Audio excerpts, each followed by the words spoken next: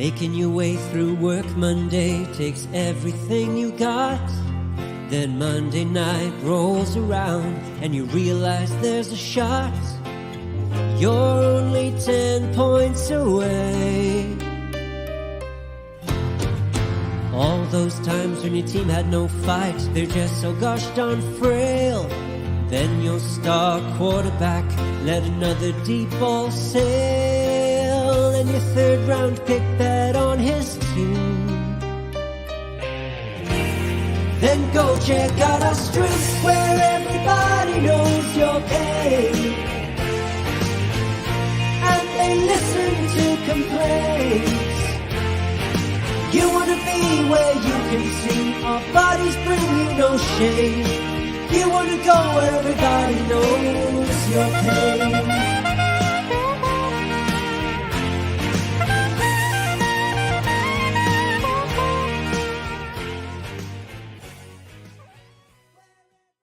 Welcome into another edition of the Dad Bod Fantasy Squad. It's your boy Rob, and I'm here with the one and only Mr. Rob Norton. How you doing, buddy? I'm doing good. How you doing, bud? It's good, dude. Good to be back, just me and you. I know. No more Mario. I'm so happy. We got rid of that Mario guy. Who needs that guy anyway? You know what I mean? Yeah, right? I know.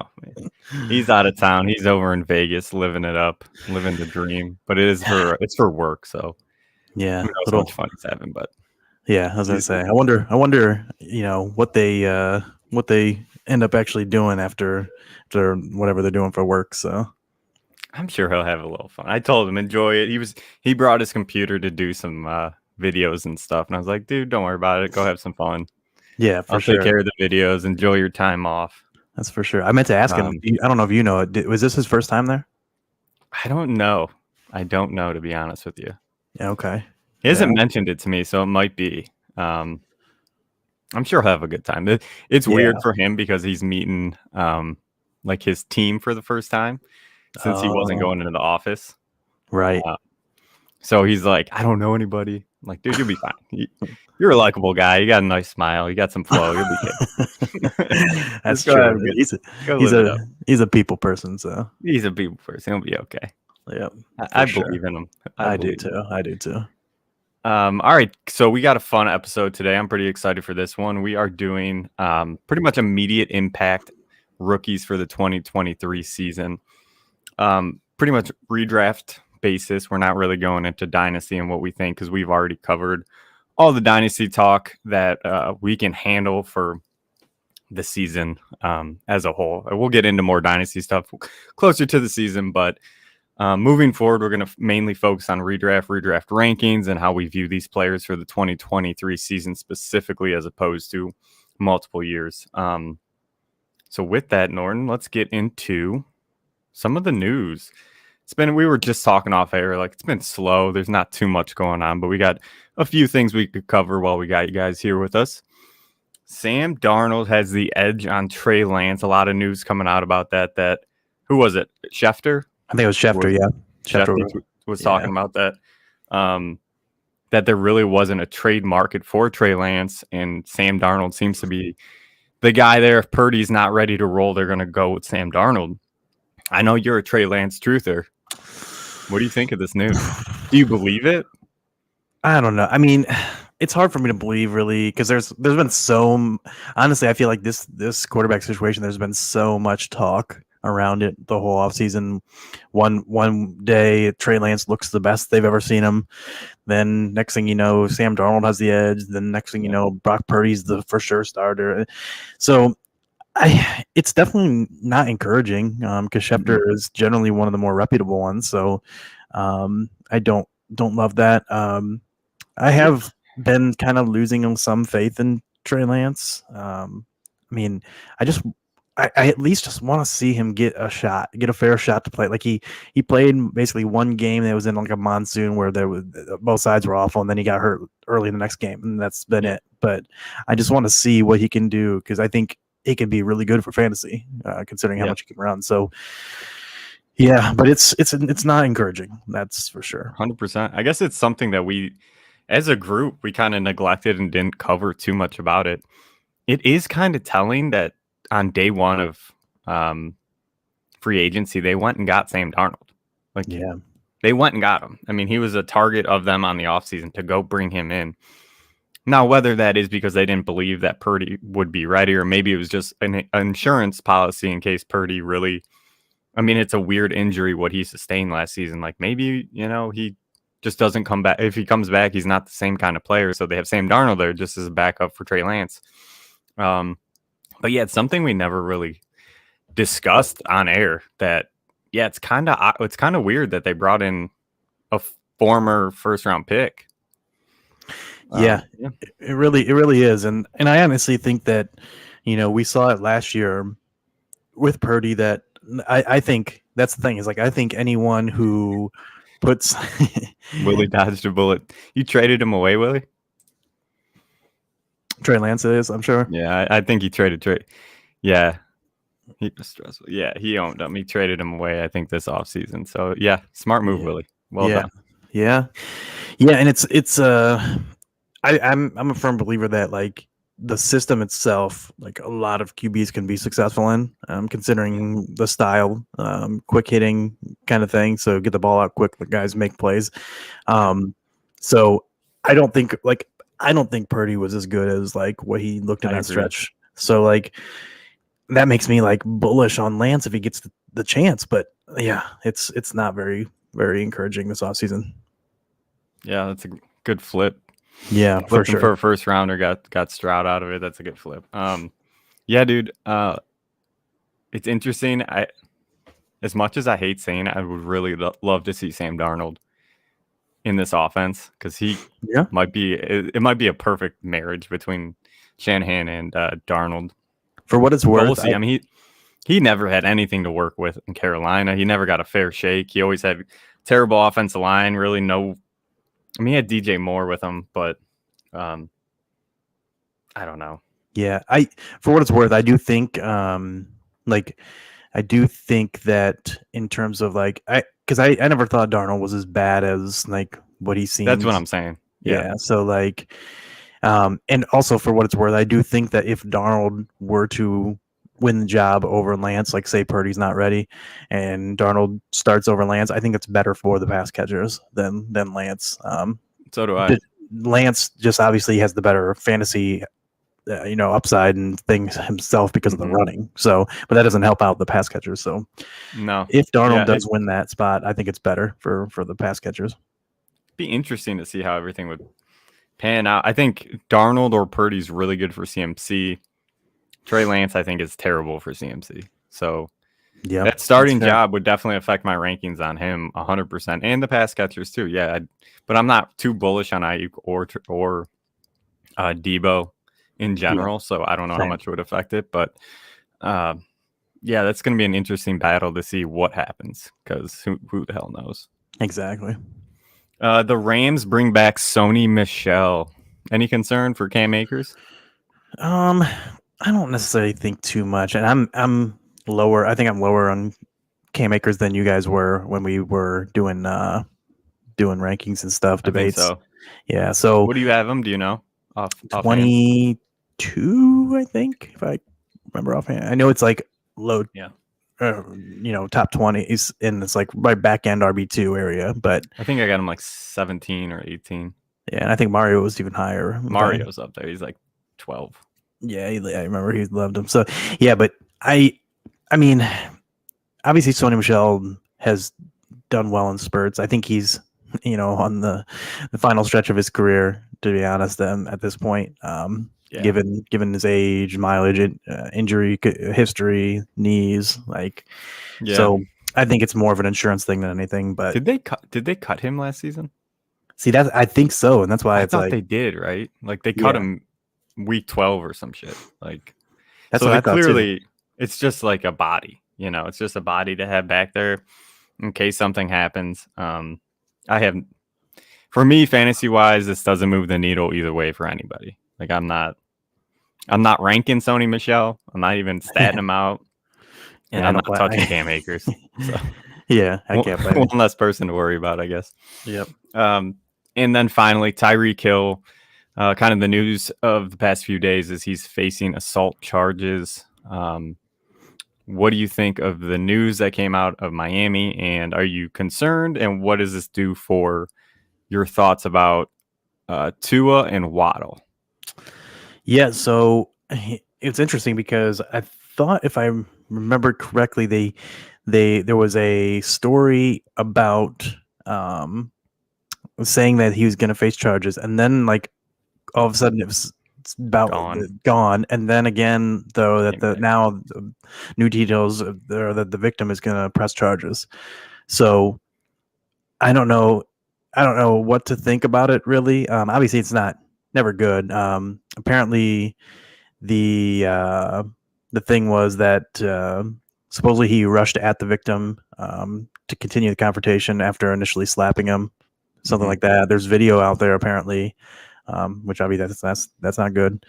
So it'll be interesting to see, because obviously if this does blow up bigger, I mean he's gonna be that'll be trouble, because he's going top 5 overall right now in most spots. So I think it's going to drop him a little bit, at least. Just people are going to get a little bit nervous. I mean, because when you can take Cooper Kupp instead, or you can take McCaffrey, Eckler, someone like that, those guys are all going after him right now. I think a lot of people will see it dip a little bit for a little while, at least. I don't know if I expect anything to actually come out of it. I mean, we saw the whole thing with Kamara. Like, and it still hasn't resulted in anything yet. So it takes a long time sometimes. So Tyreek might be in the clear this year. We'll see how it progresses, though. Let me ask you this. So dynasty wise, I know we're talking a lot of redraft, but for dynasty, are you, if you have him, are you selling him? If you don't have him, are you trying to buy him?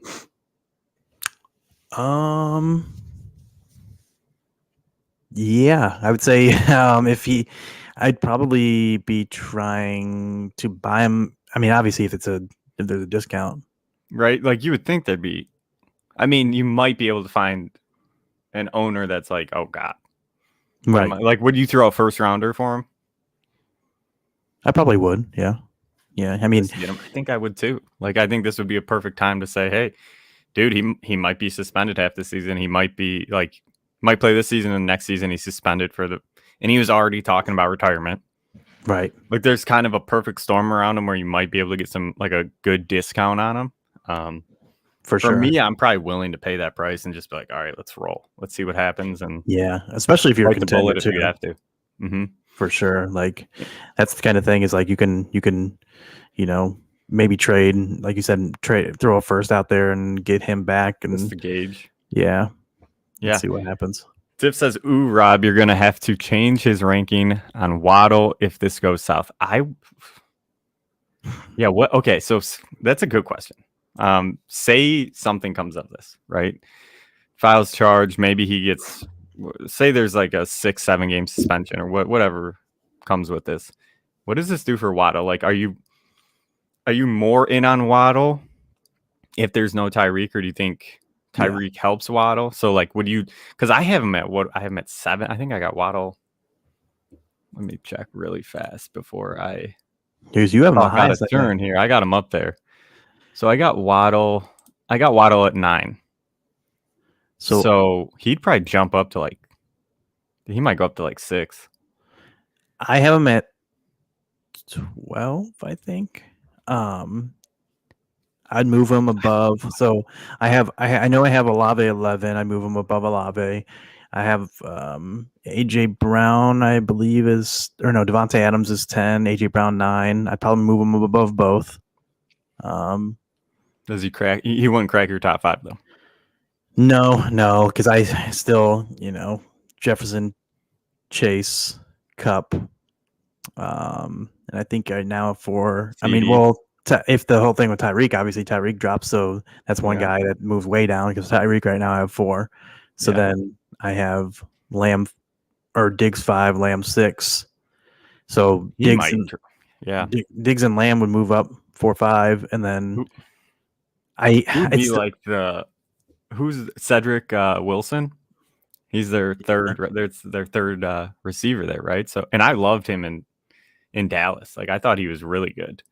Right. He might get some steam from me where he'd jump up pretty significant. I don't even know if I ranked him, to be honest. But he would jump up drastically for me if something happens with this. But Waddle, I kind of spoke on it. And I know you love your underlying metrics and all that sort of stuff. I sent you all the stuff I dug into with him. Mhm. Dude, he might jump up easily to my top 6, top 5. Yeah, no, yeah, I can't blame you, honestly. Like it'd be hard for me to get him over those guys. No, I think I got him at 9 right now, but he's one of those players that he was like a mon for me last year where I had him on at like, I don't know what I had him, like 14 or something. And I'm like, God, I really want to put him in my top like 8. And then I slowly, through closer to the season, I kept popping him up. And then he finished around 8 or 7 for me. So Waddle, by the time season starts, he might be like 7, 6 or 7. I can't blame you. I love him. I think he's great. I like him too, and it'd be hard for me to get him over those 5 that I said. 6 could be the highest I could go, probably. I think if there's anything with Tyreek where he's suspended for some sort of time, I think Waddle would slide into 6 for me. That's pretty fair. Easily. That it would be a debate for me between, because right now at 7 I have Amon-Ra St. Brown, so I'd move him to 6, move Garrett Wilson to 7.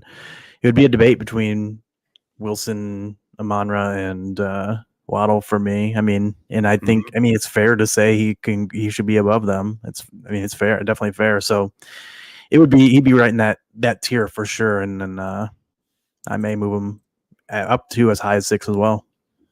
Yeah, he's just one of those players that I'm super bullish on this season. I think he could have a great year if everything goes the way I hope, and if Tua, obviously, the whole thing with Tua, if he stays healthy. Yeah, for sure. That's a huge factor for everybody in that offense. But for sure, dude, he's just one of those players for me this season where I'm like, yep, I'm gonna have a lot of Waddle. Can't blame him. He's a stud. He is a stud. Right. I'm gonna have to get some pictures of penguins, and that's gonna be my team mascot. I'm gonna have a bunch of penguins rolling around. It's perfect. Tiff, that was all the news. There's nothing going on in the NFL right now. This is the slow time. We're still waiting on we got Hopkins watch going on. We have that's it, right? It's like Hopkins and the dead period until mini camp and all that sort of stuff kicks off. Yeah.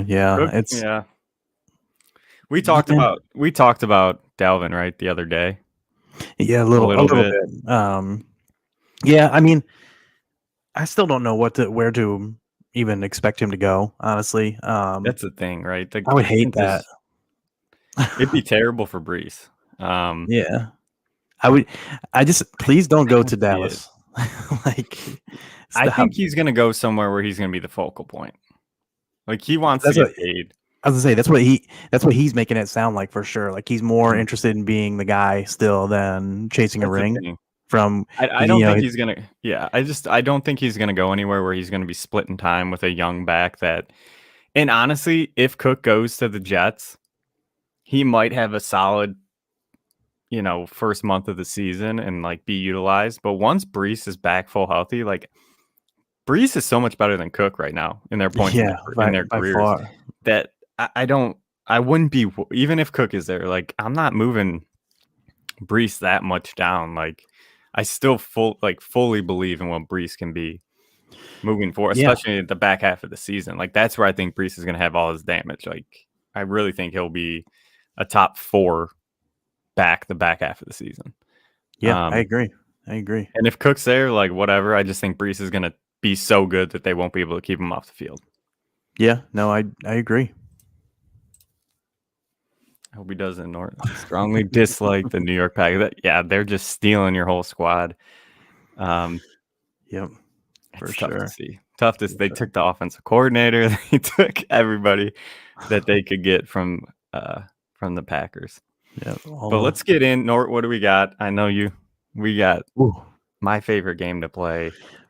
Guess that player. Name that player. Blind player resumes, baby. Back at it again. We only got one tonight. Give the people listening the background of what we're doing. Right. So if you haven't watched this before, I'm gonna give him some stats / resumes of players, and Rob is gonna try to guess who the two players are, as well as say which player he would prefer, whether it's Look, dynasty man, or redraft. ooh, I've been waiting for this. You got Ooh. the people are ready. We're gonna give the people what they want. We're getting some steam on the guess that player. I love it. Yeah, that's good to hear. I like it. Are these I like rookies, Norton? One is a rookie. Okay. The other one is not. So, and like I said, we only got one. We only got one tonight since we got a lot of players to hit on. A lot of players to hit. But let's get into it then. Let's get into it. Alrighty. Player A. He is a running back with early first round draft capital. He's 5'11", 215 with a 30.0 exact BMI. It's interesting. You're bringing BMI into this. Oh yeah. Well, I got to with there being no stats and things. Not a lot, no NFL stats. Yeah, sophomore stats in college: 10 games. He had 195 carries, 1,127 rushing yards, 26 receptions, 295 yards, and 15 total touchdowns. Was that last season? Nope. Okay. Junior year, last year, 12 games, 258 carries, 1,580 yards, 19 receptions, 314 yards, and 20 total touchdowns. 100th percentile prospect grade. I'm sure. I think this one's going to be a little bit easier than it's harder to make it a little tricky, but for the rookies, yeah, sure. Knowing that it's rookies, knowing that it's early first round draft capital. Expectations for a sensational rookie season this year. Now, player B is running back also with early first round draft capital. He's slightly bigger, 6 foot, 233, 31.6 BMI. Sophomore stats in college: 14 games. He had 272 carries, 1,496 yards, 28 receptions for 402 yards, and 22 total touchdowns. Junior stats: 217 carries, 1,271 yards, 54 receptions, 632 yards, 21 total touchdowns. 95th percentile prospect grade. Was he a rookie last season? No. Okay. Had one of the best rookie seasons ever for a running back. So, okay, we got interested to hear if people who they think each of these players are. Also, asking you, who would you rather have for redraft and for dynasty? And I can give you, I guess I didn't really give you an age of player B because obviously I said he's not a rookie. Is he like 26? Yes, I believe right around that age. Yeah, I'm pretty positive I know. So if any of the listeners and viewers want to take a guess, hit up the comment section because I'm pretty positive that I know the two. This would be a first for me where I hit both of them. Yeah, I was honestly expecting you to get at least player A for sure, and probably player B. Ooh, we got some guesses. Look at the comments coming in. Willie saying A is Bijan. Tiff coming in with B, Saquon. I really don't know, but guessing. And what I will say, Tiff and Willie, you both are correct. That is correct. It is Bijan and it is Saquon. Two of the best prospects ever hit the NFL for the running back position. For sure. The crazy part, since all those metrics, like the real percentile metrics and all that sort of stuff came out, where they're grading these college athletes like this. Yeah, you know what the wild part is when we're comparing these two, because they're both considered like freak athlete guys too.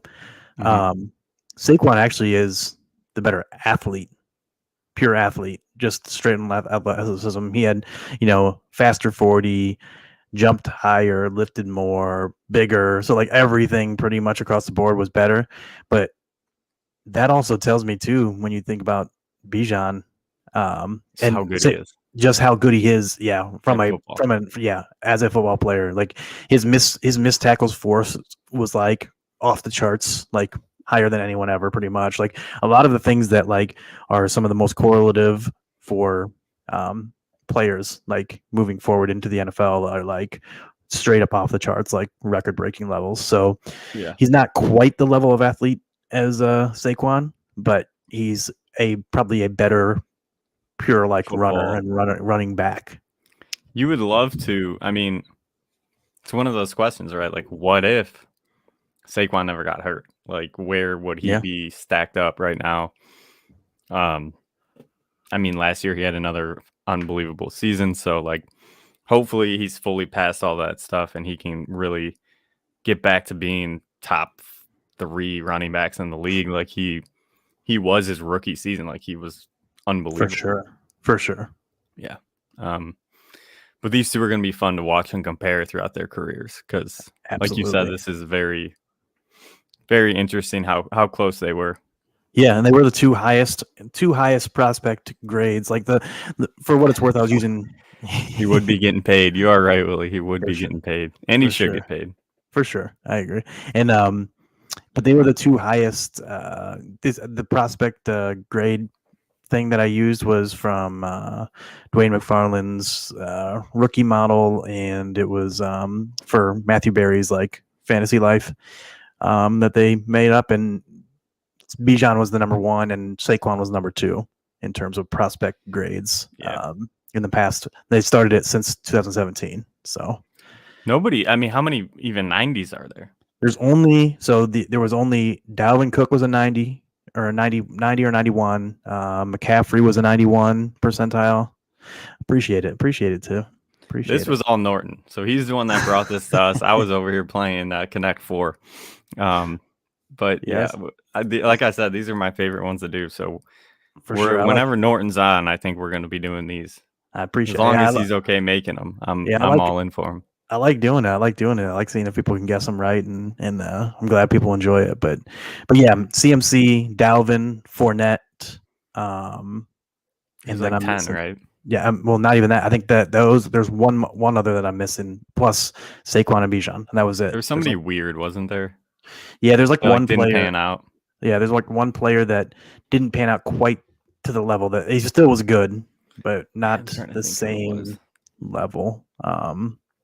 But yeah, it's it's a guy who definitely was a guy Gurley who was right.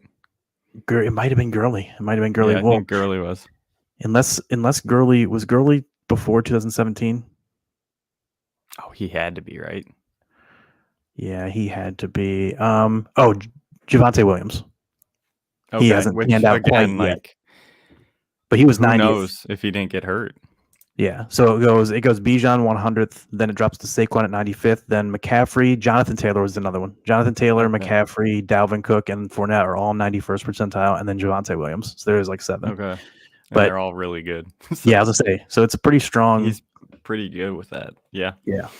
Tiff keeps us engaged too, so it's really good for the audience. I 1,000% agree. I was saying that a couple weeks ago that these games that we've been doing, kind of the NFL trivia and guess that player and all that stuff that we kind of incorporated this season into the pre-show before we get into the real topics. For me, just speaking for myself, it gets me way more engaged as opposed to just talking about random shit that we did on the weekend. Like this is the stuff I love to get into and talk, the nerdy aspect of football and all the weird deep dive stats that we can play with these games. Like I love it. And it makes me way more entertained, engaged, ready to go for the next topic and pumped up.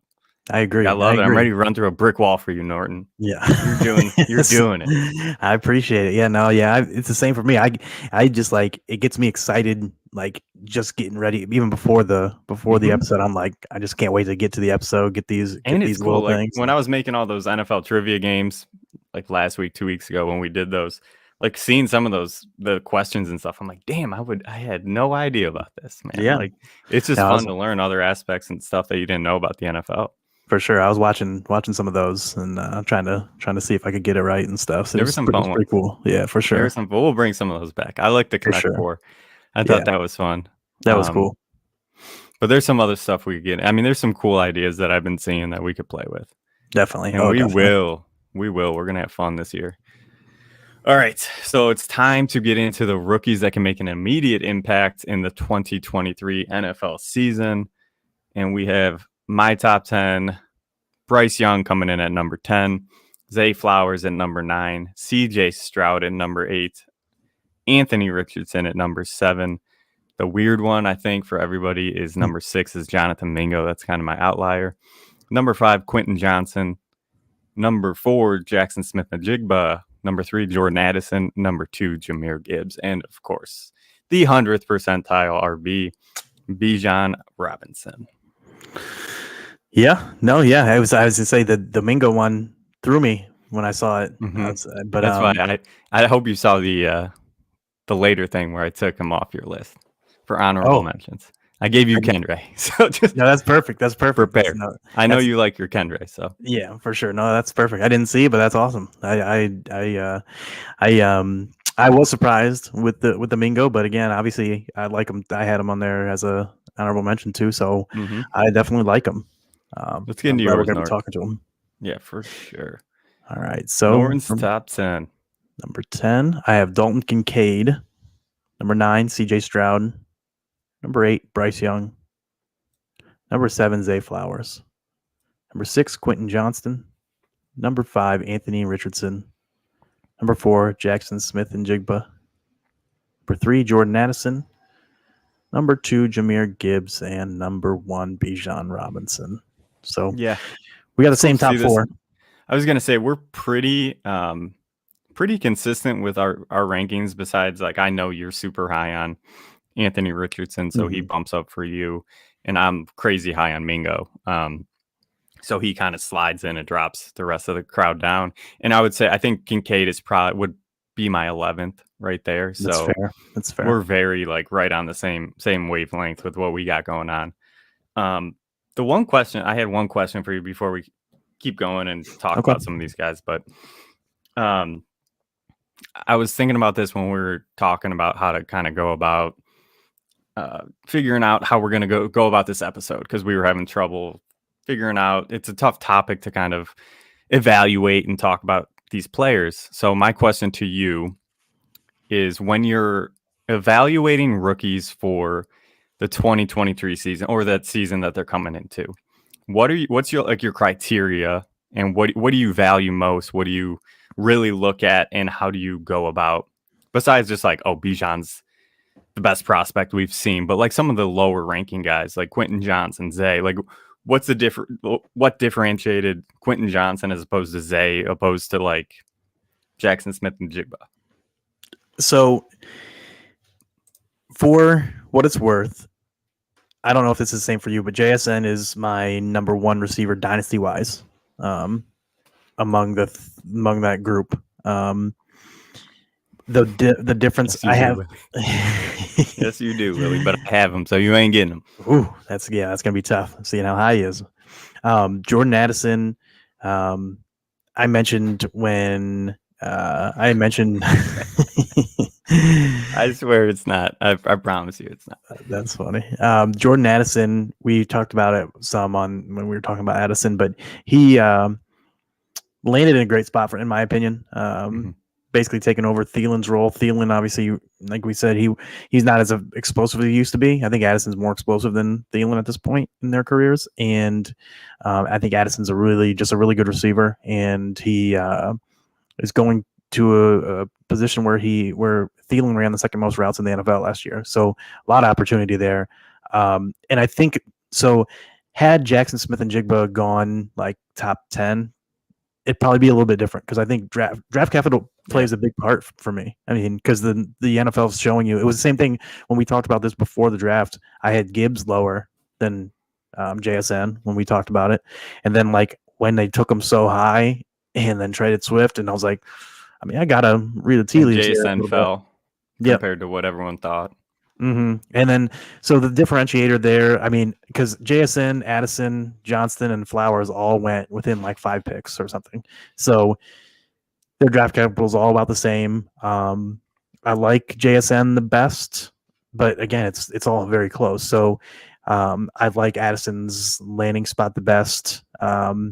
So for redraft, the thing is, I still have them in the same tier in redraft too. So it's not like it's that far away. Cali Trader 8, you guys have a league for your fans I can join? That's a good question. There was some talks kind of earlier in the season.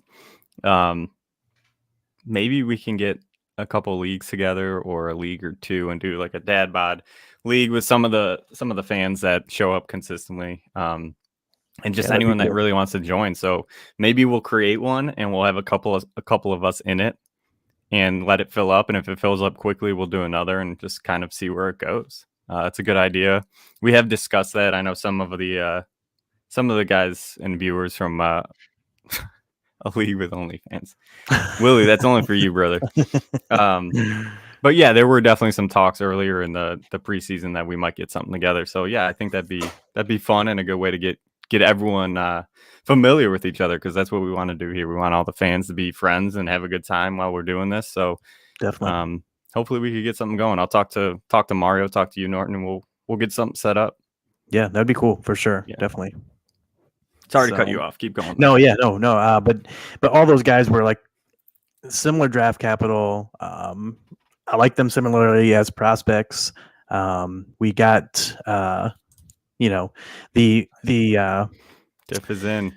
Tiff's in too. Up quickly, people. I know. Get your spot quick. But yeah, so they're all and again, JSN, even though he's my number one dynasty guy or dynasty receiver, and Addison's too, so I flip them. In redraft there, I think I have Addison 36 or 37 and JSN like 39. So I mean, it's like really super close too. It's just that the fact that Addison has Justin Jefferson to deal with, while JSN has DK and Lockett. So just for this year specifically, I feel a little bit better about Addison's role and less target competition overall. I mean, obviously it's Hawkinson too, but no, I love that. Yeah, because I was thinking about it, and for me, there's three main factors when I'm going through this. It's draft capital. Yep. It is the situation that they're brought into with the team. We're just hitting it, and then tape. I'll go back on some of the players, evaluate the tape, see what I like, see what I don't. I do that a lot pre-draft and for like my dynasty rankings, and I'm just a film weirdo where I like watching clips and stuff from some of these younger players coming into the NFL just to see what deep sleeper I can find. Like I love the A.T. Perry tape. I thought he was awesome, and then he slid all the way to like the 6th round, 6th or 7th. Yeah, something like that. So for me, that's a weird one, right? Like I love the dude's tape. I love his athletic profile. But the draft capital wasn't there. So he's all the way down. Like I can't anticipate too much for him this season, just because the situation he went into though is somewhat interesting for me in New Orleans, just because like you don't know what's going to happen with Michael Thomas and Derek Carr's in there now, so they're going to throw the ball deep downfield, and he's a big body receiver that can make some noise. So we'll see. But those three factors, when they all combine together, that's where I'm like, hell yeah, this is somebody I really like. And that's kind of why I like Jonathan Mingo. He had high draft capital compared to a lot of other players. He was an early 2nd round pick. Situation, he's going into a wide receiver room that I don't think there's really anyone super good. Like I like DJ Shark, but I don't think he's going to command the number 1 spot. And they brought him in to be Bryce Young's like right-hand man, right? So they drafted a QB and a receiver to pair together for the next 5 years. Yeah. And I watched his tape way before the draft, and he was one of those guys where I'm like, damn, I love this guy. I think he could be really special in the NFL if he goes to the right landing spot, good situation, and all three criteria hit for me. And that's why he's my number 6. It's fair. As opposed to Zay. Like I love Zay's tape, high draft capital, but I just don't like the landing spot. Yeah. So that's why he's a 9 as opposed to being up a little bit. Yeah, no, that's definitely fair. The other thing I was going to ask you too is, so for me, landing spot matters much more for running backs than wide receivers. Yeah. So I always want to get that caveat out there for people, whenever people are asking me and things like that on Twitter and stuff. It's like, I've learned over the years, especially I've been burned by landing spot, but like you said, it's only one of your criteria aspects. Yeah. I used to weigh it so heavily that like it was I would weigh it way too heavily. Like it was my That's main fair. thing, and that was the problem that I've started to correct over the years. I was really out on AJ Brown for when I was like, oh, Mhm. this guy, second round draft pick goes to a run heavy Titans team. I'm not really in on him. So I missed on AJ Brown.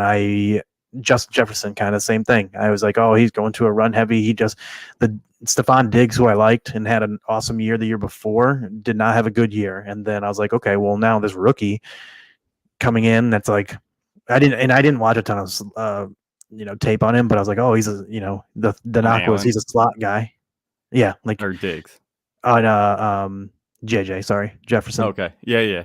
Yeah, and so He was a when weird one though. Like, yeah, it was kind of an outlier kind of yeah. situation, but yeah, I mean, I for what it was worth, I loved Jalen Reagor. I was like, Mhm. man, I loved Reagor. I was like, I mean, obviously, the Eagles took Reagor over Jefferson. I was like, Jefferson's going to Good spot. Good. What we thought was a really good quarterback.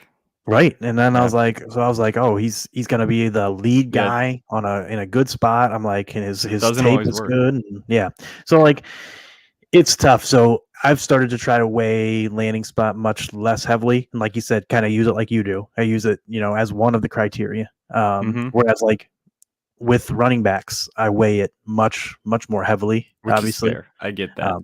yeah. So It's I just was wondering numbers. if you do the same thing. Yeah, no, 100%. It's just Yeah. numbers if you think about it. At the end of the day, there's going to be 2 to 3 receivers on the field at all time compared to one running back, Mm-hmm. and the running back touches are so. It could be you could get 10 touches, you could get 30 touches. It's really depend. If you go with somebody who's an established running back that's ahead of you, like yeah, you're not going to get that work, and you might be a good dynasty value, like coming in like I was going to say Charbonnet, but that doesn't make sense because Ken Walker's so young. But if you're a young running back coming into we have him on our list, honorable mentions. What's the kid in Cincinnati? Chase Brown. Yep. Yeah. So like him, for Dynasty, like I love the landing spot for him. Mixon's got a bunch of trouble going on the offseason. I think he's got 1 year left on his contract. He's 28, 29 for a running back that's getting up there in age. He's got a lot of wear and tear on his body. And he's going to a high-powered offense who likes to use their running back. So for Dynasty, like I love that landing spot for him. It might take a year or two to see what it can be. But yeah, running back for sure. That's where like landing spot probably bumps up to number 1 for me. Mm-hmm. With the rest of them, it's kind of like receivers, QB. It's more draft capital. Yep, is probably my number 1. Same. And Same then it goes to situation and tape. Yep. Because like 100%. you got to assume like with draft capital, if you're high up, if your draft capital is high, your tape's going to be pretty good. Right. It should go hand in hand. But there's some people that you like. I'm not a big fan of Josh Downs' tape. I wasn't a big fan of it. He went decently high in the draft. Yeah. But to like not a great situation for a receiver coming in with Anthony Richardson as your QB. Yeah. So like for me, I don't even want to think about him. I didn't touch him in Dynasty. I didn't want anything to do with him. He slid way below some of my other players. He's a divisive one. For sure, a divisive one, because there's some people I see he's kind of a Twitter darling. Some people love his tape. I didn't like it. Yeah, so no, it's fair. I didn't watch enough to really make a great judgment for myself. And that's the other thing too, is that sometimes I don't get around to a situation where I can watch enough tape to like really, say, oh yeah, Rashid. Rashid Shaheed, baby. I like him, but yeah, I don't think he's gonna keep A.T. Perry off the field if he's showing out.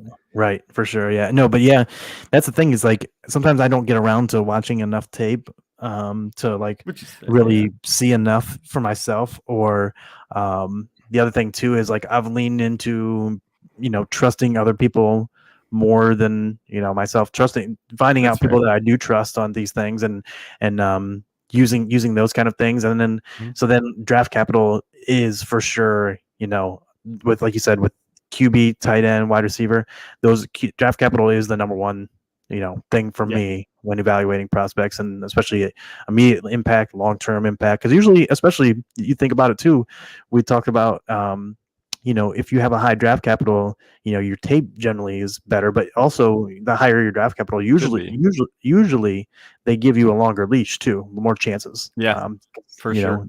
They're sinking that first round into Second you. round. I mean, even third round still, like, that's high draft capital. So like they're expecting something from you. Maybe not the first season, but they expect you to be a starter in the league at some point in your career.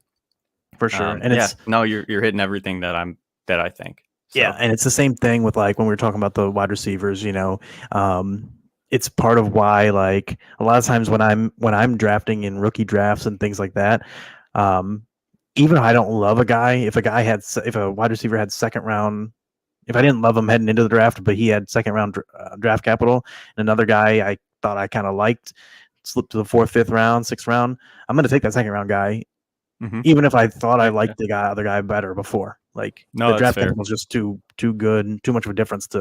No, I mean that's again, I bring up A.T. Perry where like I thought he was awesome. Like I had him above Josh Downs. Like that's where I was at. Just from the tape, and then you wait for everything else to play itself out. And now, I'm going to go Downs over A.T. Perry just based off capital. But that's where it can get tricky too. You can find a diamond in the rough if you just you could get lucky and hit someone on their tape alone. But all those criteria combined, like that's where you can you got to put everything, like the piece of the puzzle together, right? Like 100%. Where does everything fit and how does it work? Yep. And then go off of that. But let's get into some of these players because we haven't even hit a player yet. But we'll kind of steamroll through some of these quicker ones like Bijan. Like we all know the man, the myth, the legend, Mr. Bijan Robinson at Texas, how good he was, what he did. You had all the stats up, 100th percentile for Dwayne McFarland. He's just one of those, you don't like to say, but generational talents that we don't see come through the NFL too often. It's tough to say that on a rookie, right? It's tough to be like, this dude's going to be a top 5 back as a rookie. But that's the expectations. I moved him up to number 4 in my rankings. I love it, baby. Yeah, going back, looking at the tape, seeing what he did. Again, draft capital is huge with especially running backs. Like a running back getting taken in the top 10 is unheard of. So especially nowadays. Like that's what's so crazy about it is like it doesn't happen. Yeah, I mean, even like Jonathan Taylor, dude. We talk about. I just showed Jonathan Taylor was a 91st percentile running back prospect in the past 6 years or whatever since they made that metric. He was like tied for 3rd best running back prospect. Okay, and he went in the 2nd round. So it's like this dude. Like you said, people throw around generational talent, but I mean, it's true with him. Like crazy. Like look at the tape. It's just it's wild. It's unreal. I mean, I'm so excited. I have a slightly higher. I mean, I have at RB3, but still same kind of spot.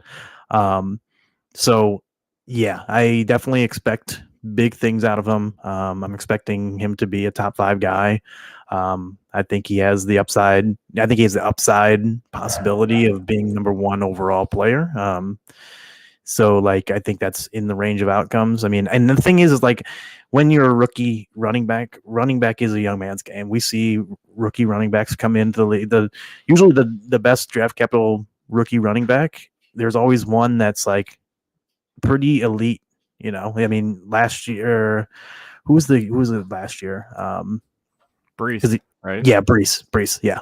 And then the year before was Najee. He was good, dude. He was running back 7 in points per game when he was on the field. Like he was really good. Yep. And then Najee was awesome his rookie year. Saquon, Zeke, all these guys. You see them like it's a young man's game because they don't have the wear and tear. They're super athletic. They come in and it's more of a plug and play situation. It's the easiest position to come into the NFL and be dominant. 100%. Flat out. 100%. So saying a rookie running back can be a top 5 is not crazy. Like we've seen it before, and we haven't seen somebody like this come through in a very run heavy offense as well. Like it's kind of all aligning to him being able to be a top 5 running back for the 2023 season alone. Like that's not even to talk about dynasty where he's RB1. Yeah, for sure. Yeah, I was gonna say he's my Dynasty RB1. He's my redraft RB3. In a one QB league, he's probably my third overall player behind Jefferson Chase. Oh, okay, yeah. And but That's then fair. yeah, so Jefferson, it probably goes Jefferson Chase then, and then obviously in Superflex you're going to put a lot of the elite QBs ahead as well. He's closer to like 10, 11 for me overall. So still, yeah, first rounder through and through every format for me. Yeah, and in regular redrafts and home leagues and stuff, he's one of those players that might, like, some people are afraid to take a rookie running back. There's just those players in the league that they're afraid to do it. So he might slide down to late first, even second. Like, I was seeing some second stuff going on, which is wild to me. But if you can snag him with like a good number one receiver, I mean, you're cooking. Yeah, that's a beautiful situation. Yeah. No, he's an easy one to kind of go through because For sure. I think all of us are on the same page where he's just good, man. He's going to be really good. And then JSN out of OSU. Obviously, I'm a Buckeye, so this was one of my favorite players to watch and evaluate. He's unbelievable. He's truly unbelievable catching the ball. You had to obviously go back 2 seasons because last year he didn't play a lot from the injuries and stuff like that, which I don't know if that was a factor in his draft capital, why he slid down to, what was 16, 17 to Seattle. The only reason I don't have him ahead of Addison is just because he's got to deal with Lockett and DK for targets. It's just, there's only so many targets in that offense to go around. And for 2023, he might be limited in target share and stuff like that. But overall, I think he's the best receiver coming out of this class by far. Yeah, no, that's fair. And I just looked up, it was 20th. So you're right, pretty much right on there. But yeah, I agree. As I mentioned before, he's my wide receiver 1 of this class in Dynasty. Only reason I have him 2 for redraft is, like I said, like you hit it exactly. Dealing with DK and Lockett. Whereas Addison only has to deal with Jefferson and then obviously Hawkinson to some extent in the same. Which obviously it's not the same. Yeah, I mean, we could be completely wrong, and this offense could go heavy 3 sets on offense, like for the whole season. Like we could be, all 3 of them could be on the field, and they could throw the ball up high 500s. Like we don't know because it seems like they really like Geno Smith and what this offense can do. Let Geno cook, baby. I'm here for that. I'm here for that all day. I mean, if they have DK Lockett and JSN in the slot running how he runs, making plays how he can make plays, I mean, the offense could be super scary. And that might be their plan. They just might evolve this offense into some sort of 3-set receiving because they didn't do a ton of that. I mean, they did it, but it was mostly 2 wide receivers, Lockett, DK, 2 tight end sets. Like that was a lot of their offense, and it has been a lot of their offense with Pete Carroll. I know, but and that's bringing him in kind of shows like maybe they're going to evolve this offense and try to get a little bit more pass happy.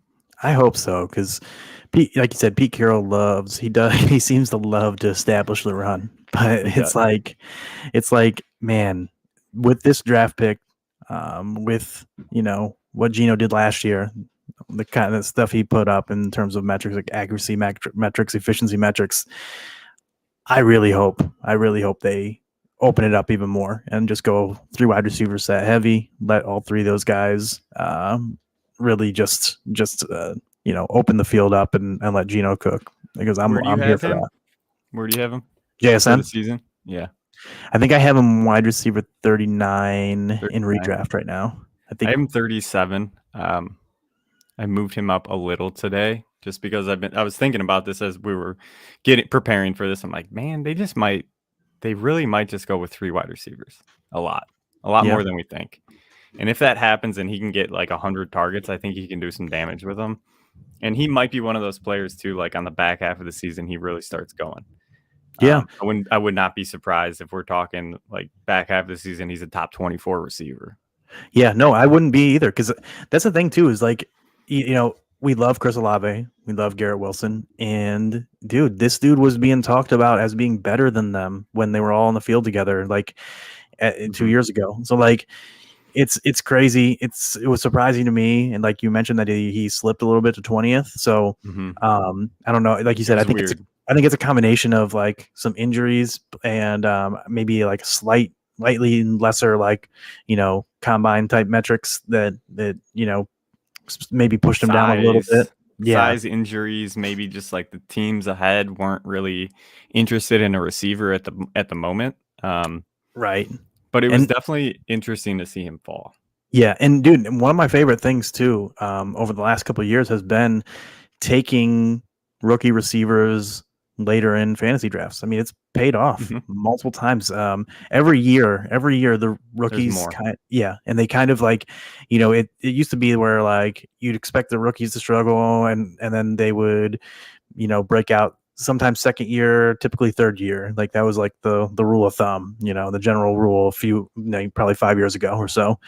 Yeah. And now they just start breaking out earlier and earlier. And over the past 5 years, if you go back and look, some of the best values in fantasy drafts have been rookie receivers with some question marks. Like like you said, we have question marks on playing time for him. But the thing is like if he's just good, they're not going to take him off the field. Like, and if he he's could be too a good great to stay value. off the field, yeah. So Yeah, that's fair. I do, even though I have him a little bit lower than Addison, I still will draft him some as well because, like you said, obviously injuries happen. They could go 3 receiver set heavy. I like the player. I like Geno. I love Geno, obviously. Dude, he's good, man. He makes catches and the way he comes back to the ball and can make that back shoulder catch and stuff like that, and tracking the ball deep downfield for a slot receiver, kind of like, dude, he can be something special if everything works out. Like, he could be really good. Yeah, no, I agree for sure. I like him. Like, we might be talking next year. Like, he was the Chris Olave of this draft. Where, all right, he's a top 10 receiver for the next 5 years. Yep, exactly. Yeah, he's a fun one. This one I had to throw on there just because he wasn't on your list. He's on my list. Jonathan Mingo, one of my dudes, one of my favorite players to watch his tape. It was fun. Where do you have him at currently? Do you know? Let's see. With Mingo, I believe I have him like wide receiver 40s. It's going to be mid to late 40s. I'll pull it up here in a minute and see. No, you're good. Do you know where you got him? I want to say I have him. I probably have him like 38. Okay. 39, yeah, because right it around makes there. sense. Makes sense because you're obviously right around there, higher than 39. Is there a certain part of his game, or what was the reason that you weren't as bullish on him? Is it draft capital just because he was a second rounder as opposed to a first? So draft capital is, I guess, part of it. Actually, I do have him lower than that, way lower. I have him at wide receiver 60. But he also is in a group of other rookie receivers with, like, to me, he's in like the same tier as like Rice, Hyatt, Reed, those kind of guys. So I think so in terms of redraft specifically, part of it is draft capital, but still, I like the draft capital 2.08. That's still good. I like the athleticism for sure. That was one of the things I loved about him, like the size and athleticism. He was the number 2 wide receiver in this class in terms of athleticism score. And then the only down to me was like the production was somewhat lackluster. And again, it's hard. That's the thing though, with like when looking straight at stats, because it's hard to really tell. And like, as you can see on some of the film, like some of the catches he's making over guys. So it's interesting to see, like, a guy that looks this good, but why did he not, have better stats? And the other thing is, like, it still is ultimately like a rookie QB coming in. As much as I like Bryce Young the best as a passer of this group, this offense, or this whole team, is like on a huge overhaul. The Panthers are, and so there's a lot of unknown, I guess. But But yeah, when it comes down to it, like I don't like Mingo. Like I said, the dude is super athletic, super fast. He ran a 4.46. His speed score, which incorporates size because he's 6'1", 226, is 96th percentile. And he, like I said, he was the number 2 athleticism scorer in this class. And when it comes down to it, I mean, there is opportunity as well. For what it's worth, like even though like the whole offense and the whole team is like on a huge overhaul, there is opportunity to be had.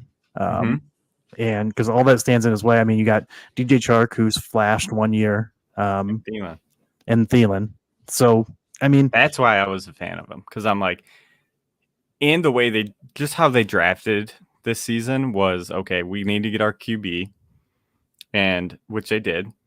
And then they said, okay, we need to get him a number 1 weapon. And I think that's what they're trying to do here with Mingo. And I really believe he's going to have every opportunity to be the number 1 receiver in this offense. And I wouldn't be shocked if he's the number 1 target share in this offense come next season. It's very, and for a rookie receiver to say that about a rookie receiver, like this dude could have 120 targets, is very, very rare. And that's why I'm so bullish on him especially this season alone, where I'm like, he's one of the few rookie wide receivers that's going to step right in and be a day 1 starter and get a ton of work. Yeah, no, that's definitely fair for sure. And I love his tape. Yeah, so no, for sure. I'll probably mine for sure. Yeah, I probably will have to move him up a little bit. Even some of the other rookies too, because like I was just saying, like taking rookies later in drafts, it just presents a lot of upside possibilities. And he's gonna be one for me late in drafts, in like home leagues and regular just redraft stuff, where I'm gonna snag a lot of him late. Yeah, because the other thing too is you'll be able to see right away, pretty much, like in the first week, 2, maybe 3 weeks, you'll see like his involvement, his route participation in those games, his target shares, and then you can make a real decision. Yep, you can know right, pretty much right first week, couple weeks. You're like, okay, you see a heavy involvement, keep this guy around. If you see that it's still lackluster, maybe you drop him for the hot pickup, of the week, and go from there. And you can kind of see just from his tape here that we're watching, a lot of what Ole Miss did with him was try to utilize his yards after catch, his yak ability. Yeah, they just did a ton of screens with him, a ton of weird gimmicky stuff, which I wasn't a huge fan of, even though he's really good at it. I think he's really, really good deep downfield. He can track the ball really well. He's faster than people think, and he can make really crazy catches, circus catches. And he's not super tall, but he's a big framed receiver that goes up, gets it, bounces off of people, can make some people miss. And I'm excited for him.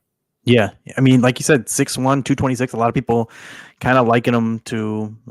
He went to Ole Miss, so people kind of liking him. AJ Brown comparisons. Yeah, as I say, get the AJ Brown comparisons. And the same thing, AJ Brown went second round too. So AJ Brown, awesome yak guy. So there's a lot of AJ Brown in his game, like you had mentioned. So he's I like him too. I definitely like him, and I'll probably end up having to move him up, honestly. Yeah, he's one of my guys this season, as you can tell. I'll let you go ahead. Give me your spiel on Anthony Richardson, on why you think he's the man. He is the guy. He is, as the kids say, he is him. And so, yeah, Anthony Richardson, 6'4", 232, basically almost Cam Newton level size. And then you're looking at a guy that kind of size that has Lamar Jackson type 40 speed. I mean, this is athletic freak. Yeah. Like when we talk about Bijan Robinson as a generational prospect, this is a generational athlete at the position. This is the doesn't always work, right? Right, for sure. Marcus Russell, right? Even though he wasn't, running like this, but right, but he had the crazy tools that didn't pan out. But yeah, with Richardson, what's crazy is, I mean, literally on player profile, he is the number 1 QB of all time in athletic score. 4.43 40 at 6'4", 244. He's only 21 years old, so he's still raw. Yeah. The thing is, he's going to a situation with the Colts with Shane Steichen, right? Steichen. Okay, I always get his name mixed up when I say it, but he obviously he's coached up Jalen Hurts, so he knows how to scheme around running quarterbacks. That's encouraging to me. He knows how to work with them. It's the same kind of thing like why last year I was extremely bullish with Brian Daboll going to work with Daniel Jones. Like he has the chops with turning helping turn Josh Allen around after a rough rookie season. And I always liked Daniel Jones. Thought he was a similar style, not as good as Allen, but like a similar style of player. So I think Anthony Richardson is like a bigger, faster Jalen Hurts to me.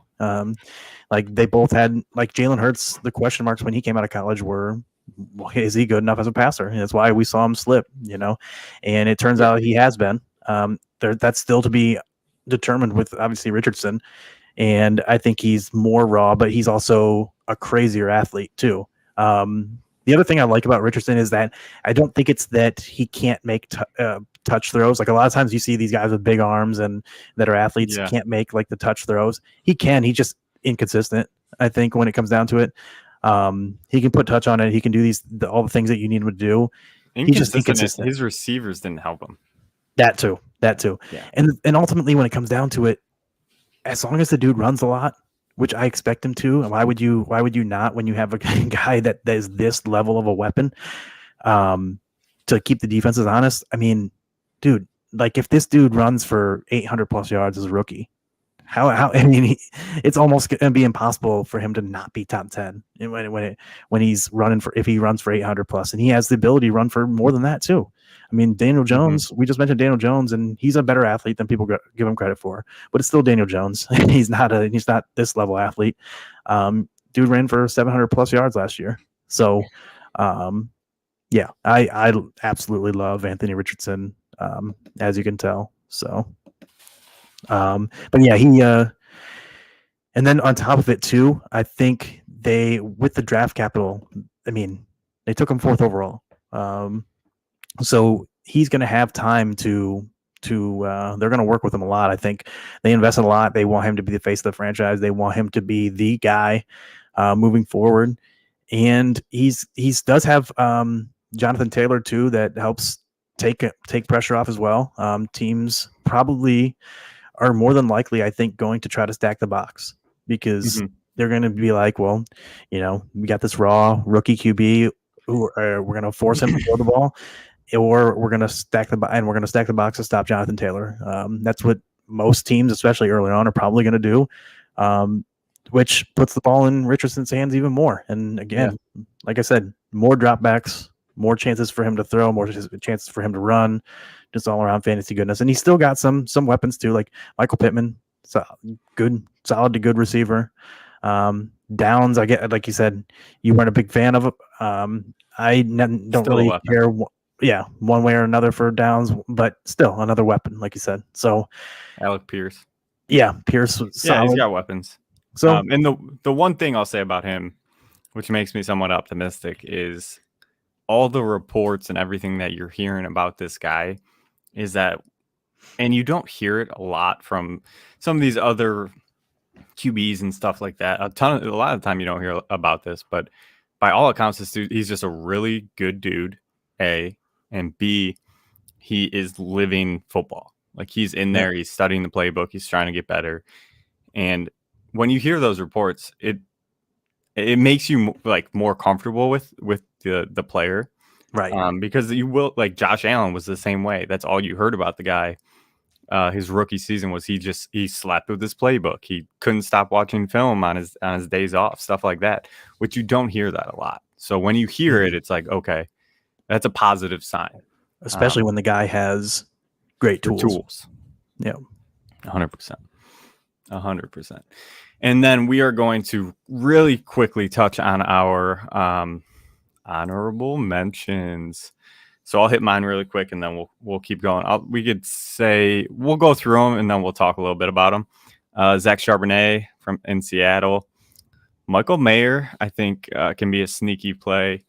Luke, I have a lot of tight ends, don't I? Luke Musgrave is my sweet darling.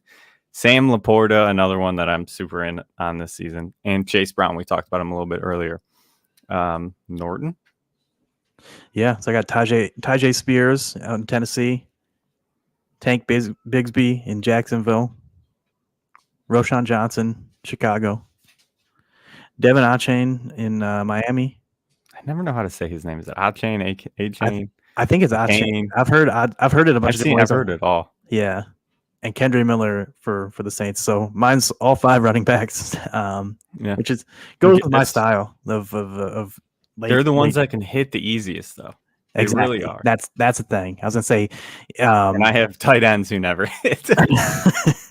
Yeah, but hey, you never know, right? Yeah.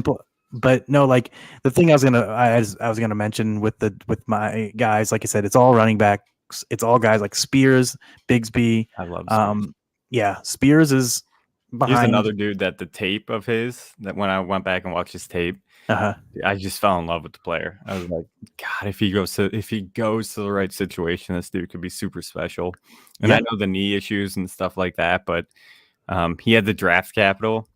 Yep. The talent for me is there. The tape, just not a great landing spot in Tennessee with Henry. So yeah, he's pure handcuff. Him and Tank are pretty much almost pure handcuff. I think Tank will see some work though. Yeah, I was gonna say Tank has a little bit more standalone. Spears is in a spot where he could see some work, or he could just be like riding pine the whole year, like most Tennessee backs do. Yeah, behind Henry. Yeah, and a lot of that, and that's the thing though, is like Tajay Spears and Tank Bigsby have a ton of upside, because if Etienne or Henry go down, both of those guys are going to be the hottest waiver wire pickups of the week, like almost instant. Yeah, and then Roshan, Achane, and Miller, they have more. I think they have more standalone value than the other two, as it sits right now. They're especially Achane and Roshan have, ambiguous backfields where they probably will see close to 10 touches a week, and then could see upside for more with other injuries, or if they start outplaying guys. And then Kendre is in a situation where Kamara, ambiguity with Kamara. Jamal Williams is there too. So again, it's kind of a situation along with Roshan and Achane where they're like in committees. Should probably get standalone value with touches, be like a RB2, RB/RB3 flex play weekly. But then like have upside for more with injury. Whereas Tajay and Tank are kind of like, you're probably not going to want to start them. Maybe Tank might have a little bit of deep league appeal, but mostly those guys are just upside handcuff flyers. So yeah. So we'll hit mine really quick. Zach Charbonnet, like we talked about him so much before the NFL draft, where his tape is just so good. He's just a really good. I mean, he was in the convo, not with Bijan, but with Gibbs. That's where we were talking who's going to be that number 2 running back, based on capital. And clearly it was Jimmy Gibbs, but his tape's just it's just the worst landing spot. Yeah. It's just the worst landing spot. I think there's going to be some because you don't draft a running back that high just to sit on him. Yep. So I think there's some standalone value for the season, but again, he's one injury away from just being the instant man in that backfield in a run-heavy offense. Michael Mayer, I wanted to throw on here because he is going to the Raiders, where they brought in Jimmy G, who there was a cool stat that he threw over the middle 37% of his passes, which is super high, as opposed to it's just a good one-to-one comparison where Derek Carr was there last season, who he threw it, I believe, in the middle around 24%, something around there. So just with that, just Jimmy G's pedigree with tight ends and stuff like that, and there's literally no other tight end there. There's not really another tight end where he's battling it out. It's his position. He's a proven really good tight end in college. Like he was arguably one of the best tight ends ever in college, as a pure tight end. Right. He's a pure tight end that's going to be on the field 80% of the time.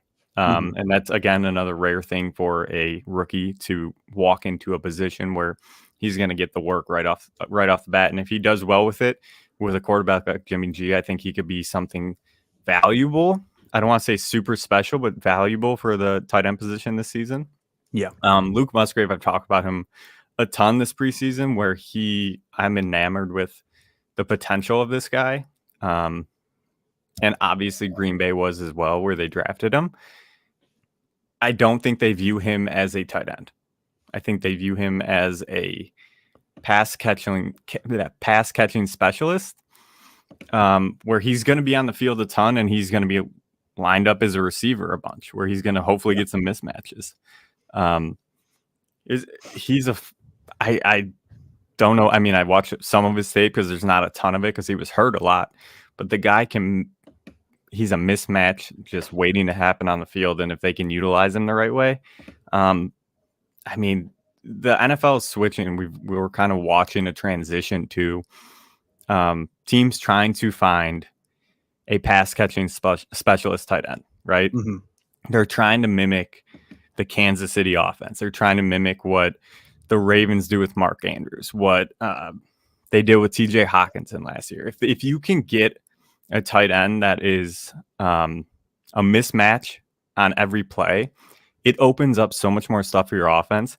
So these teams are going to try to get that with Laporta, with Musgrave. I don't think Mayer is much because I don't think that's his specialty. Like, he's a really good blocker, so they're going to utilize him in that sense as well. So he's not going to be running routes as much. But Musgrave, when he's on the field, I'm thinking 80% of the time he's running a route. And that's what you want to see for fantasy football. Yeah, it makes sense, especially Musgrave. He's a number 3 in the class athleticism score, and 6'6", 253, 461. And his size adjusted speed score was 94th percentile all time. And they said early to mid, it was 11th pick of the second round. So yeah, they definitely were in on him. I'm telling you, I think they're just going to try to make him some sort of like, I hate saying Kelsey, like, something like that, but like Mark Andrews, things like that, where I don't know about this season, maybe not even next season, but I think at some point in his career, he'll be getting up there of like 130 targets, 140 targets, because I believe in what he can be, just his athleticism, how well he tracks the ball, how he can run a route. Like, he runs routes really well. Like, there's something there that I was just like, damn, he could be really, really good in a good position. And I think he went to a good position. Like, again, there's no other tight end there besides the other rookie that they brought in.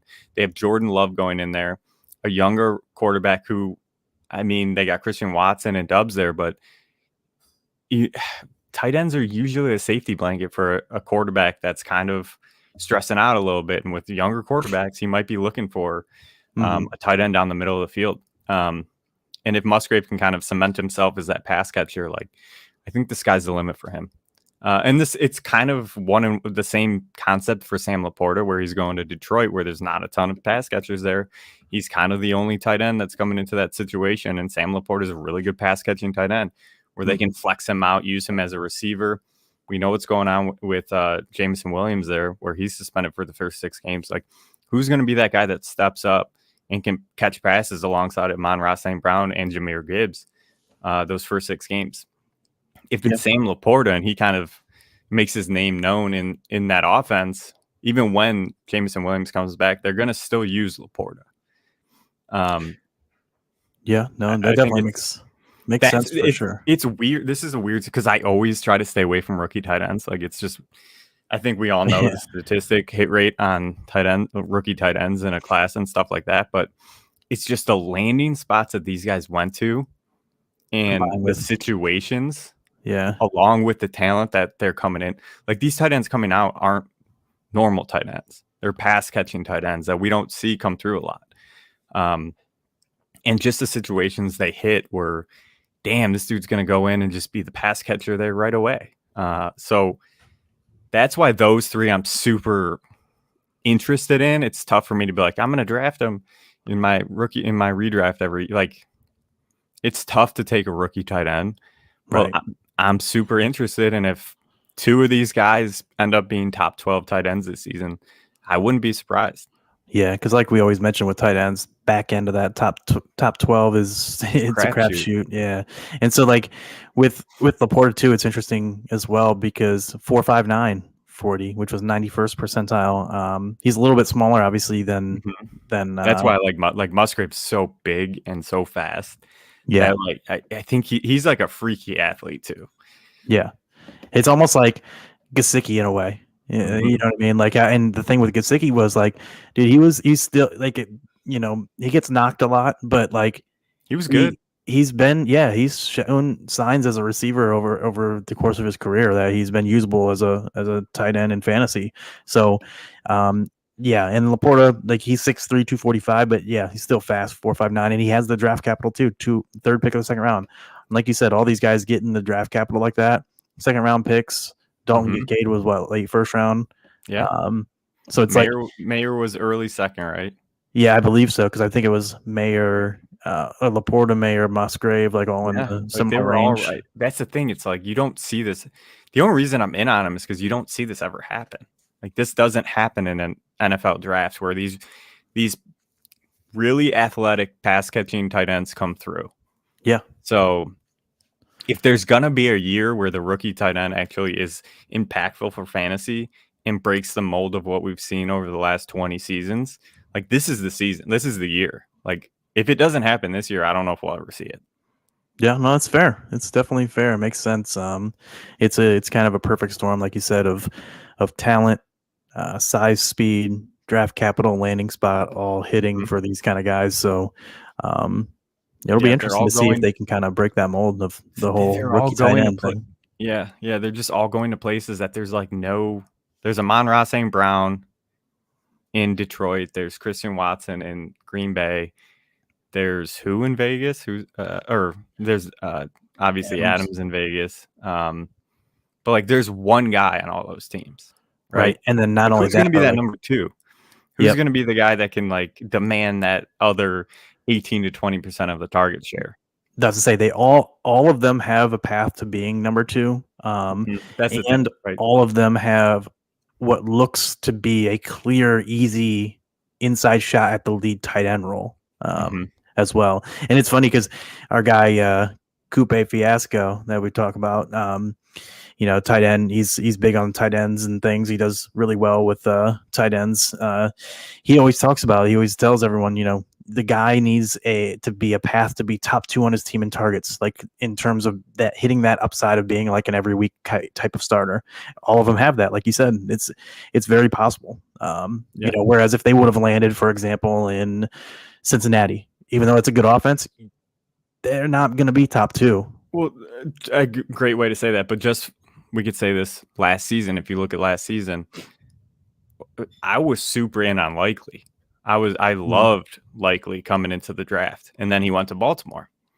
Like, okay, so he's not going to be that number one alpha tight end. He's not even going to be that number one tight end, let alone being the number two target on the team. Right. And he still put up some numbers. Like he still had games that he was really good. Yep. And if he did not go to a Baltimore team where there was already a Mark Andrews and like clear weapons that they like to use over him, he could have easily been a top 12 tight end, in my opinion. Like I think he was that good where he could have been a top 12. He flashed the talent and receiving abilities to be a top 12. And these three guys specifically that we're talking about, I think they have easy paths to being the starter and a real path to being that number two. Whereas opposed to Kincaid, clear path to being that tight end. It's not, you can't even say he's going to have a clear path to being tight end one because you have Right. Dawson Knox there. And then you also have Gabe Davis and you have Stephon Diggs. Like there's a lot of stuff going on there as opposed to in these other situations where it's like, okay, like I could see a world where everything works out. Right. No, for sure. I definitely 100% agree. Yeah. And then Chase Brown is my last one. We talked about him a little bit where he's going to the Bengals. And for me, there's I know Mixon's is going to be there and stuff like that, but there's serious questions about what's going on with him and off the field stuff. And the last season on his contract, you might want to see what you have with a rookie. He might get, I think he's going to have some standalone value as is. I don't think they're like any other running back on their team. They haven't used them. P. Ryan's gone. Insert Chase Brown, and we'll see what he can be. And I think, again, you don't like saying it, but you could say it about a lot of people, but especially with Chase Brown, like he's a Joe Mixon injury away, which Mixon's, he gets dinged up a little bit. For sure. Where he's going to be on the field and be that number one guy. Yeah, no, for sure. And that's the thing. Like I talked about, obviously, I have an entire list of running backs. So clearly, I'm big on taking those young running backs late. To me, running backs. We've seen it. Yeah, running backs have the most upside. Just swing of value in an instant. Mm-hmm. We've seen it time and time again where a rookie running back comes out of nowhere and is just a stud. Yep, 100%. But again, Chase Brown for me is the one where I'm like, yeah, I don't know if I'm super in on it just because of draft capital. I know that's a 5th round pick. Yeah, he's a 5th round. That was one of the things, like, because everything else I liked, and then the draft capital pushes him lower than the guys that the other guys I listed. But I just still for like me, him. I think he's the clear number 2. It's fair on that offense. Now that doesn't mean, like, say Mixon gets hurt and he's out 8 games, that they don't go out and get a Kareem Hunt or something, because that's a real possibility for sure. But just there's a path for him to being a serious player in a very high powered offense. Yeah, I was gonna say, if there's if Mixon does happen to go down, I know another veteran Ohio boy. I was gonna say I know another veteran. Yeah, it could be that, or another veteran, inefficient pass catching veteran named Leonard Fournette. That's looking for a job. Lenny or Zeke would make a lot of sense. Yeah, if the Mixon stuff, depending on what happens with everything with Mixon, but I hope it's not in Mixon's case because I've drafted a lot of Mixon so far. So the discount's crazy. It is. Well, this was a fun one, dude. This was one that I was looking forward to. It's a interesting. That's why we ran a little long today just because we had so many players to talk about and situations and definitely how we value some of these rookies and what we look for when going through our rankings and really where we want to go with some of these players.